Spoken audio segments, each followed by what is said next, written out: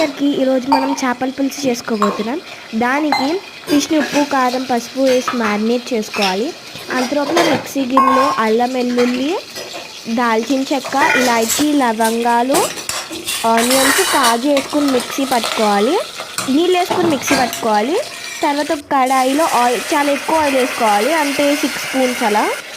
తర్వాత అందులో కొంచెం జీలకర్ర ఎండుమిర్చి పచ్చిమిర్చి ఇంకా అందులో కరివేపాకు వేసుకోవాలి. ఒకసారి కలుపుకుని మిక్సీ పట్టిన పేస్ట్లో కొంచెం వాటర్ వేసేయాలి. తర్వాత అందులో కొంచెం ఉప్పు పసుపు వేసుకుని ఒకసారి కలుపుకోవాలి. కలుపుకున్నాక కొంచెం నీళ్ళు వేసుకోవాలి.